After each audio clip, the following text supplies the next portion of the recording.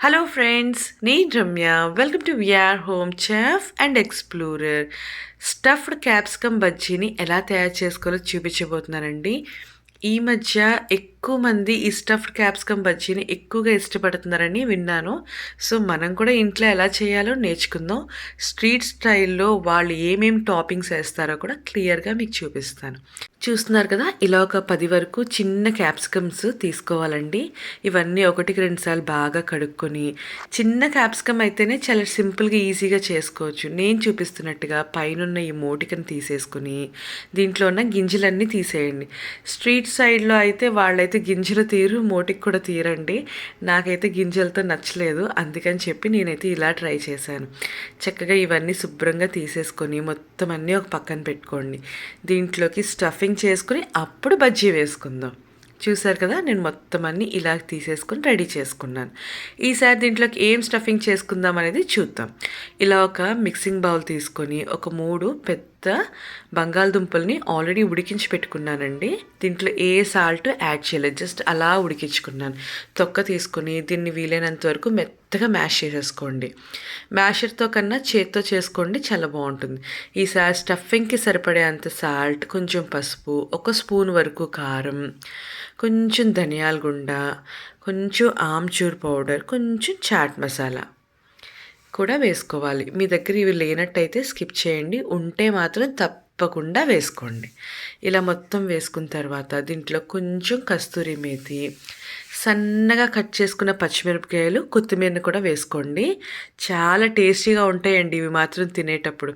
ఇలా మెత్తగా మ్యాష్ చేసుకుంటున్నట్టుగా కలుపుకుంటే ఇలా క్రీమీగా రెడీ అవుతుంది. ఇలా రెడీ అయిన దాన్ని ఈజీగా మనము నేను చూపిస్తున్నట్టుగా చేత్తోనే స్టఫ్ చేసుకోండి. స్పూన్తో స్టఫ్ చేసుకుంటే క్యాప్సికము బ్రేక్ అయిపోతుందండి. సో చేత్తోనే ఇలా నేను చూపిస్తున్నట్టుగా మొత్తం అన్నీ స్టఫ్ చేసుకొని ఒక పక్కన పెట్టుకోవాలి. క్యాప్సికమ్ బజ్జీలో రకరకాల వేరియేషన్స్ ఉన్నాయండి. ఈరోజు నేను స్టఫ్డ్ వెర్షన్ చూపిస్తున్నాను. స్టఫ్ చేసిన దాంతో ఫ్రై కూడా చేసుకోవచ్చు. అది ఎలాగో ఆల్రెడీ చేశాను, పైన ఐకార్డ్స్లో ఇస్తాను, ఒకసారి చూసేయండి. చూస్తున్నారు కదా, ఇలా రెడీ చేసుకుని ఒక పక్కన పెట్టుకుందాం. ఈసారి దీనికి బజ్జీ వేసుకోవడానికి పిండిని రెడీ చేసుకుందాం. ముందుగా ఒక మిక్సింగ్ బౌల్లోని 1 కప్పు వరకు శనగపిండి, 1/2 కప్పు బియ్యం పిండి, రుచికి సరిపడే అంత ఉప్పు, కొంచెం పసుపు, 1 స్పూన్ కారం, 1/2 స్పూన్ వాము, 1/2 స్పూన్ వరకు జీలకర్ర వేసుకుని మొత్తం అన్నీ కలిసేలాగా ఒకసారి కలుపుకోండి. ఈసారి దీంట్లోకి వేడి నూనె, అంటే 3 to 4 స్పూన్స్ ఉండేలాగా వేడి నూనెని దీంట్లో వేసుకున్నారంటే బజ్జీ మంచి క్రిస్పీగా క్రంచీగా వస్తుందండి. ఇవన్నీ వేసుకున్న తర్వాత కొంచెం కొంచెంగా వాటర్ యాడ్ చేసుకుని కొంచెం ఫ్లోయీ కన్సిస్టెన్సీ వచ్చేంత వరకు కలుపుకోండి. ఎందుకంటే మన బజ్జీ దాంట్లోని ములగాలి కదండి క్యాప్సికమ్ అనేది. అలాంటి కన్సిస్టెన్సీ చూసారు కదా, ఇలాంటి కన్సిస్టెన్సీ వచ్చేంత వరకు కలుపుకోండి. ఆల్రెడీ స్టఫ్ చేసుకున్న క్యాప్సికమ్ని నేను చూపిస్తున్నట్టుగా ఇలా మొత్తం అంతా డిప్ చేసుకుని హాట్ ఆయిల్లో ఇలా వేసేసుకోండి. ఇలా వేసుకుని ఒక 1 మినిట్ పాటు కలపకూడదండి. 1 మినిట్ తర్వాత మాత్రమే వేరే సైడ్కి టర్న్ చేసుకోండి. ఇలా చక్కగా అన్నీ వేసుకొని మంచి కలర్ వచ్చేంత వరకు ఫ్రై చేసుకోండి. ఒక బ్యాచ్కి 4 వేసాం కదండి, ఈ 4 తీసిన తర్వాతే మళ్ళీ వేసుకోవాలి. ఒకదాని తర్వాత ఒకటి వేగుద్ది కదా అని అలా వేసుకోకండి, ఆయిల్ అనేది చల్లగా అయిపోతుంది అలా వేయడం వల్ల. ఇలా వేసుకుంటేనే పర్ఫెక్ట్గా వేగుతాయి. ఇలా చక్కగా స్లోగా మీడియం ఫ్లేమ్లో ఉంచుకొని బాగా ఫ్రై చేసుకోండి. అప్పుడే క్యాప్సికమ్ లోపల వరకు వేగి టేస్టీగా ఉంటుంది. చక్కగా వేగిన వాటిని ఇలాగా స్టెయినర్లో వేసుకొని ఆయిల్ మొత్తం డ్రైన్ చేసేసుకోండి. చూస్తున్నారు కదా, చూస్తుంటేనే నోరూరుతుంది కదండి. టాపింగ్స్ వేసి చేసుకున్నామంటే మరింత టేస్టీగా ఉంటుంది.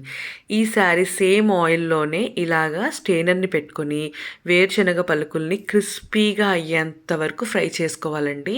దీంట్లో వేసామంటే అక్కడెక్కడ వెతుక్కోవాలి కాబట్టి నేనైతే ఇలా ఈ ప్రాసెస్ని ఫాలో అవుతున్నాను. సేమ్ ఆయిల్ వేడిగా ఉంటుంది కాబట్టి మంచి కలర్ వచ్చి క్రిస్పీగా అయ్యేంత వరకు ఫ్రై చేసుకొని వేరే ఒక బౌల్లోకి ట్రాన్స్ఫర్ చేసుకోండి. ఈసారి సేమ్ దాంట్లోనే మన ఇంట్లో ఉండే వాటితోనే చేస్తున్నానండి. అటుకుల్ని కూడా వేసుకొని అవి కూడా క్రిస్పీగా అయ్యేంత వరకు ఫ్రై చేసుకోండి. అటుకులు క్రిస్పీగా అయిన తర్వాత ఆయిల్ మొత్తం మొత్తం డ్రైన్ చేసేసుకొని దీన్ని కూడా ఒక ప్లేట్లోకి ట్రాన్స్ఫర్ చేసుకోండి. ఈసారి దీంట్లోకి నా దగ్గర కార్న్ చిప్స్ ఉన్నాయండి. సో అవి వేసాను. ఇవి లేని వారు మిక్స్చర్ కానీ సేవ్ని కానీ మీ దగ్గర ఆల్రెడీ అవైలబుల్గా ఉంటే అది కూడా యూస్ చేసుకోవచ్చు. ఏదో ఒకటి క్రంచీగా ఉన్నది వేసుకుంటే టేస్టీగా ఉంటుంది. చూసారు కదా, మన క్యాప్సికమ్ బజ్జీ అనేది ఇలా రెడీ అయిపోయిందండి. ఈసారి దీనిపైకి టాపింగ్స్ అన్నీ వేసేసుకుందాం. ఇలాగ స్ట్రీట్ స్టైల్లో లాగా ఒక 2 ప్లేట్లు తీసుకొని బజ్జీని 4 ముక్కలుగా కట్ చేసుకోండి. ఇలా 4 ముక్కలుగా కట్ చేసుకుని ఇలా ప్లేట్లో పెట్టుకోండి. ఇలా పెట్టుకున్న దాంట్లోకి ఈరోజు నేను ఆనియన్స్, కొంచెం నిమ్మకాయ, ఆల్రెడీ మనం వేగించి పెట్టుకున్న అటుకులు, వేరుశనగ పలుకులు, కొంచెం సేవ్, మిక్స్చర్, మీ ఇంట్లో ఏది ఉంటే టాపింగ్స్ అవన్నీ వేసుకోండి. ఫైనల్గా కొంచెం సాల్ట్ ఇంకా చాట్ మసాలాతోని స్ప్రింకిల్ చేసుకున్నారంటే టేస్టీగా స్టఫ్డ్ క్యాప్సికమ్ బజ్జీ అనేది రెడీ అవుతుందండి. ఒక్కసారి తిన్నారంటే అస్సలు వదలరు, అంత టేస్టీగా ఉంటుంది. మా ఇంటికి ఈరోజు వచ్చిన గెస్ట్లందరికీ చాలా బాగా నచ్చిందండి. తప్పకుండా ట్రై చేసి కామెంట్ చేయండి. Thank you for watching we're home chef and explorer.